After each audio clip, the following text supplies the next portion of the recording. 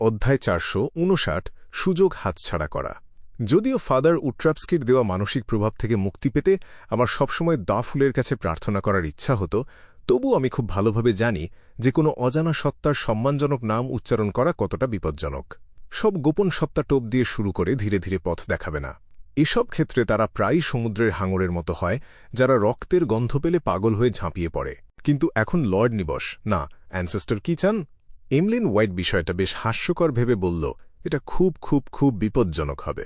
কালো লোহার কফিনের ভেতর থেকে নিবস ওডোরা তার বয়স্ক গলায় উত্তর দিল, হ্যাঁ, সাধারণ অবস্থায় সেটাই হতো, কিন্তু সব গোপন সত্তা বিদ্বেষে ভরা থাকে না। তাদের মধ্যেও কেউ কেউ নিয়ম মেনে চলে এবং আদান প্রদান করতে পছন্দ করে। উদাহরণস্বরূপ, আত্মিক জগতের 7টি বিশুদ্ধ আলো। যেহেতু অ্যানসেস্টর এমন একটি প্রত্যাদেশ দিয়েছে, তার মানে দ্য ফুল যে বিপদ আনতে পারে তা খুব একটা গুরুতর নয়, অথবা হয়তো কোনো বিপদই নেই। আর এই পুরো প্রক্রিয়ায় আমি তোমাকে রক্ষা করার জন্য সবসময় তোমার পাশে থাকব। তুমি কি ওই মানসিক প্রভাব থেকে মুক্তি পেতে চাও না? তুমি কি ইতিমধ্যেই ধরিত্রী মাতার বিশ্বাসী হয়ে গেছ আর চাঁদকে ত্যাগ করেছ? না, আমি করিনি। এমলিন পাগলের মতো অস্বীকার করল। কিছুক্ষণ চুপ থাকার পর সে দাঁতে দাঁত চেপে বলল, আমি বিষয়টা ভেবে দেখার জন্য কয়েকদিন সময় চাই।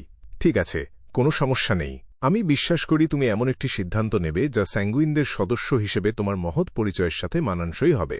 কফিনের ভেতর থেকে নিবসের গলা নরম হয়ে গেল এবং সে হাসি মুখে তাকে সান্ত্বনা দিল। এমলিন হোয়াইটকে দোতলায় ফেরত পাঠানোর পর কসমি ওডোরা আবারও সেই অন্ধকার আর স্যাঁতস্যাঁতে ভূগর্ভস্থ হলে ফিরে আসল। সে বিভ্রান্তি আর সন্দেহের সাথে জিজ্ঞেস করল, দাদু, অ্যানসেস্টরের দেওয়া প্রত্যাদেশে এমলিন হোয়াইট কিভাবে জড়াল? সে তো স্যাঙ্গুইনদের একজন দুর্বল সদস্য যে সবেমাত্র প্রাপ্তবয়স্ক হয়েছে। মোটা কালো ধাতব কফিনের ঢাকনা ভেদ করে নিবসের গলা ভেসে আসল আর বাতাসে প্রতিধ্বনিত হল, না, অ্যানসেস্টরের দেওয়া প্রত্যাদেশে এমলিন হোয়াইটের কোনো উল্লেখ ছিল না। সে শুধু ধ্বংসের সূচনার একটা দৃশ্য দেখিয়েছিল, যেখানে লাল চাঁদের ক্ষয় হয়ে যাওয়া বোঝানো হয়েছিল, আর সেই সাথে দোফুল এবং তার সম্মানজনক নামের উল্লেখ ছিল। এই প্রক্রিয়ায় কোনো স্যাঙ্গুইনের উপস্থিতি ছিল না। মূল উপাদানের উল্লেখ করাটা ছিল এমলিন হোয়াইটকে রাজি করানোর জন্য আমার একটা কৌশল। তবে স্যাঙ্গুইনদের ভবিষ্যতের জন্য ঝুঁকি নিতে পারাকেও একটা মূল উপাদান হিসেবে ধরা যেতে পারে। কসমি প্রথমে বিষয়টা বুঝতে পারল, তারপর তার মাথায় আর একটা প্রশ্ন জাগল, তুমি এমলিন হোয়াইটকে কেন বেছে নিলে? তার মধ্যে এত বিশেষ কি আছে? নিবস ওডোরা হঠাৎ করে হেসে উঠল। সে কি এতদিন ধরে দ্য ফুলের কাছে প্রার্থনা করার জন্য চেঁচামেচি করছিল না? সে কি ভাবেনি যে আমরা তার সমস্যাটাকে তেমন গুরুত্ব দিচ্ছি না, আর আমরা বিশপ উট্রাপস্কির সাথে শত্রুতা করতে চাই না বলে সে অন্য সাহায্য খোঁজার চেষ্টা করছিল? আমি শুধু তার ইচ্ছা পূরণ করছি। অনেকক্ষণ ধরে কসমি অবাক হয়ে চুপ করে রইল। এমলিন হোয়াইট দোতলার রেলিং ধরে দাঁড়িয়ে নিচের দিকে তার অক্লান্ত স্বজনদের দিকে তাকাল আর নার্ভাসভাবে তার ওয়াইনে চুমুক দিল। আজ পর্যন্ত দেফুলের কাছে প্রার্থনা করার পর কারো সাথে খুব খারাপ কিছু ঘটেছে বলে আমি শুনিনি। হয়তো লর্ড নিবস ঠিকই বলেছে, দেফুল হয়তো আত্মিক জগতের 7টি বিশুদ্ধ আলোর মতোই, এমন এক গোপন সত্তা যে শৃঙ্খলা বজায় রাখে আর দয়ালু। দাঁড়াও, আত্মিক জগতের 7টি বিশুদ্ধ আলো আবার কি? আমি আগে কখনো এদের কথা শুনিনি কেন? এরা কি ভালোর পক্ষে? কে জানে, এটা আমার কোনো উপকারে আসবে কিনা। সংক্ষেপে, দ্য ফুল যে বিপজ্জনক হবেই এমন কোনো কথা নেই, আর আমাকে রক্ষা করার জন্য তো লর্ড নিবস আছেই। হয়তো আমি এই সুযোগটা কাজে লাগিয়ে মানসিক প্রভাব থেকে মুক্তি পেতে পারি। এমলিন ভয় আর প্রত্যাশা নিয়ে নিজেকে সান্ত্বনা দিল। সোমবার সকাল, চেরুট বড়, 15 মিন্স্ক স্ট্রিট। ক্লাইন মোরেত্তি ব্রাশ হাতে টয়লেটের সামনে বসে সাবধানে ভেতরের ময়লা পরিষ্কার করছিল। তার রুটিন অনুযায়ী শনি ও রবিবার তার পরিদর্শন শেষ করার পর সে সিদ্ধান্ত নিয়েছিল যে একদিন ছুটি কাটাবে। এরপর কালকে প্রিন্স অ্যাডেসাক অগাস্টাসকে চূড়ান্ত ফলাফলের রিপোর্ট দিয়ে সে কাজটা বুঝিয়ে দেবে। কিন্তু বিশ্রামের এই সময়টাতে তার মনে হল বাড়িটা বেশ অগোছালো আর নোংরা হয়ে আছে। এটা দেখার পরই তার মনে পড়ল যে পাশের বাড়ির বাড়িওয়ালির পরিচারিকাকে অস্থায়ীভাবে কাজে লাগিয়ে সপ্তাহে 2 দিন বাড়ি পরিষ্কার করানো হতো। যেহেতু লুক সামার এবং স্টেলিন সামার দেশি উপসাগরের সেভিল সিটিতে ছুটি কাটাতে গিয়েছিল, তাই তাদের একজন পরিচারিকাও তাদের সাথে গিয়েছিল, আর আরেকজন বছর শেষের বোনাস পেয়ে নিজের গ্রামে ফিরে গিয়েছিল। 15 মিন্স্ক স্ট্রিট যেখানে ক্লাইন থাকত সেটা বেশ কিছুদিন ধরে পরিষ্কার করা হয়নি।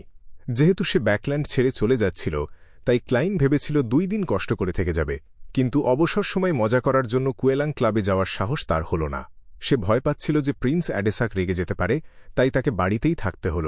তাই এই বিরক্তিকর অবস্থা দেখে সে তার পুরনো কাপড় পরল আর নতুন বছরের আগেই ঘরবাড়ি পরিষ্কার করতে শুরু করল। সে টয়লেট ঘষল, বাথটাব ধুল, জানালা মুছল, মেঝে পরিষ্কার করল, নিজের যন্ত্রপাতি গুছাল আর কাপড় কাচল। ক্লাইন সকাল ৮টা থেকে ১১টা পর্যন্ত নিজেকে ব্যস্ত রাখল, তারপর কোনো মতে তার মনের মতো করে পরিষ্কার করা শেষ করল। অবশ্য সে খুব একটা খুঁটিনাটি খেয়াল না করেই কাজটা দায়সারাভাবে করেছিল। মাঝে মাঝে অতিরিক্ত বড় বাড়ি ভাড়া নেওয়াটা মোটেও ভালো কোনো ব্যাপার না। ক্লাইন হাত ধুয়ে তোয়ালে দিয়ে মুখ মুছল। বাথরুম থেকে বেরিয়ে সে পরিষ্কার আর গোছানো লিভিং রুম এবং ডাইনিং রুমের দিকে তাকাল।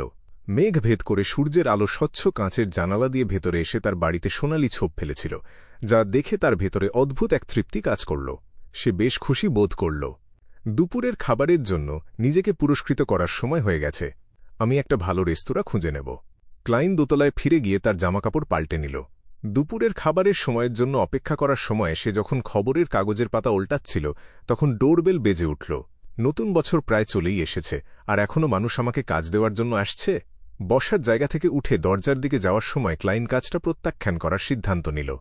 যদিও তার কাছে নগদ মাত্র ৩৪ পাউন্ড অবশিষ্ট ছিল, রাজকীয় দ্বন্দ্ব থেকে বাঁচতে তাকে যত তাড়াতাড়ি সম্ভব দক্ষিণে ছুটিতে যেতে হতো। সে আর কোনো কাজ নিতে পারছিল না। অবাক হয়ে সে দেখল যে আগন্তুক কোনো অপরিচিত লোক নয়, বরং প্রিন্স অ্যাডেসাকের বয়স্ক বাটলার ফাঙ্কেল। বয়স্ক বাটলার একটা সুন্দর মাপের টাক্সেডো পরা ছিল। সে নিজের সম্মান বজায় রেখে স্যালুট করে বলল, গোয়েন্দা মরিয়ার্টি, প্রিন্স রাস্তার মোড়ে ঘোড়ার গাড়িতে তোমার জন্য অপেক্ষা করছে। সে তোমার তদন্তের অগ্রগতি সম্পর্কে জানতে চায়। এত অধৈর্য? ঠিক আছে, এতে আগামীকাল আবার কষ্ট করে রেড রোজ ম্যানরে যাওয়ার ঝামেলা বাঁচবে। গত রাতে সে যা ভেবেছিল, ক্লাইন দ্রুত সেগুলো গুছিয়ে নিল এবং শান্তভাবে উত্তর দিল, ঠিক আছে। সে কোট র্যাক থেকে তার টুপিটা নামাতে যাবে, ঠিক তখনই তার পেটে হঠাৎ একটা ব্যথা শুরু হল, এমন একটা ব্যথা যার কারণে তাকে টয়লেটে যেতেই হতো। কিছুক্ষণ সহ্য করার পর সে বুঝতে পারল যে সে আর ধরে রাখতে পারবে না। তাই সে বয়স্ক বাটলারের কাছে ক্ষমা চেয়ে বলল, আমি খুব দুঃখিত, আমাকে আগে বাথরুমে যেতে হবে, আমার পেটটা ভালো লাগছে না। বয়স্ক বাটলার কোনো অস্বাভাবিক ভাব দেখাল না। সে শুধু বলল, সেটা তোমার স্বাধীনতা। একের পর এক শান্তির ঢেউ তুলে পেটের ভেতরের সবকিছু পরিষ্কার করে ক্লাইন হাত ধুয়ে আবার হলে ফিরে আসল। সেই মুহূর্তে সে খেয়াল করল যে বয়স্ক বাটলার আর সেখানে নেই। বাইরে যে অপেক্ষা করছিল সে হল কোঁকড়ানো বাদামি চুলের অ্যাডেসাকের পরিচারিকা। প্রিন্স আমাকে তোমার কাছে ক্ষমা চাইতে বলেছে। তার এখনও কিছু কাজ বাকি আছে, আর সে বেশিক্ষণ অপেক্ষা করতে পারবে না।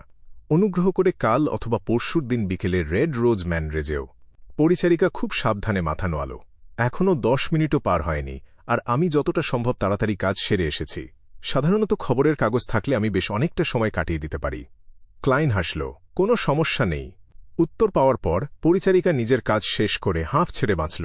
সে ফিক করে হেসে বলল, গোয়েন্দা মরিয়াটি, তুমি আবার ওই মহিলাকে মিস করলে।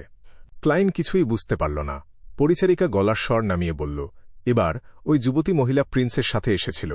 সে তোমার সাথে দেখা করার জন্য এই পথে ঘোরার পরামর্শ দিয়েছিল।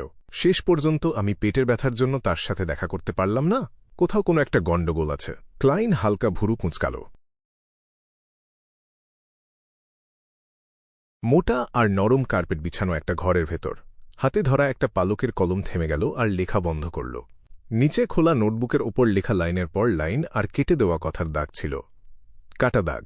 লক্ষ্যবস্তু নিয়ন্ত্রণের বাইরে যাওয়ার চেষ্টা করেছিল, কিন্তু দুর্ভাগ্যবশত গোয়েন্দা শার্লক মরিয়ার্টি তার নিচে নামার আগেই চলে গেল। লক্ষ্যবস্তু আশেপাশের পরিচারিকাদের প্রভাবিত করেছিল, কিন্তু প্রিন্স অ্যাডেসাকের বাটলার ফাঙ্কেল ঘটনাক্রমে সমস্যাটা ধরে ফেলল এবং তার সমাধান করল। কাটা দাগ। লক্ষ্যবস্তু আবারও পথভ্রষ্ট হয়েছিল। সে প্রিন্স অ্যাডেসাকের হয়ে তালিম ডুমন্টের শেষকৃত্যে অংশ নিয়েছিল। তবে দ্রুত স্বাভাবিক অবস্থায় ফিরে এসে সে বুঝতে পারে যে সে শার্লক মরিয়ার্টিকে চিনতে অক্ষম এবং সে কেবল একটি সুযোগ হাতছাড়া করতে বাধ্য হল। শার্লক মরিয়ার্টি তদন্তের জন্য রেড রোজ ম্যানরে গিয়েছিল, কিন্তু সময়টা ঠিক ছিল না, আর লক্ষ্যবস্তু তখন কাকতালীয়ভাবে গল্ফ কোর্সে ঘোড়া চালাচ্ছিল। কাটা দাগ। লক্ষ্যবস্তু আবারও এই পরিকল্পনার ওপর জয়লাভ করে গোয়েন্দা শার্লক মরিয়ার্টির সাথে দেখা করার জন্য প্রিন্স অ্যাডেসাককে উৎসাহিত করেছিল।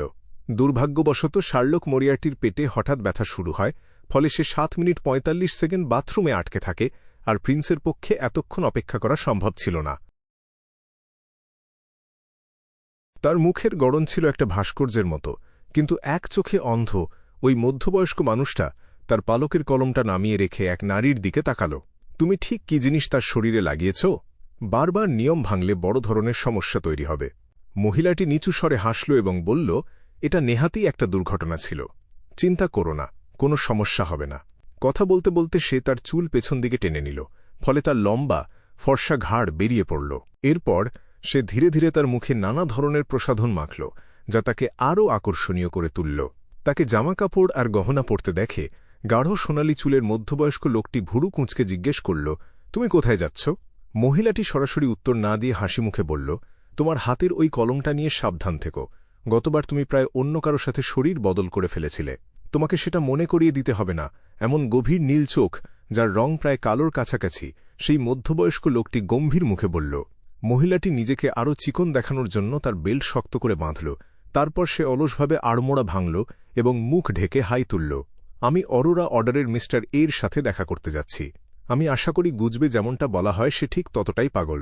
কথাটা বলতে বলতেই অন্ধ মধ্যবয়স্ক লোকটির চেহারার অভিব্যক্তি হঠাৎ করে গম্ভীর হয়ে গেল, কারণ সেই সাধারণ পালকের কলমটা নিজে থেকেই লিখতে শুরু করেছিল, যেন কোনো অদৃশ্য হাত সেটাকে ধরে আছে।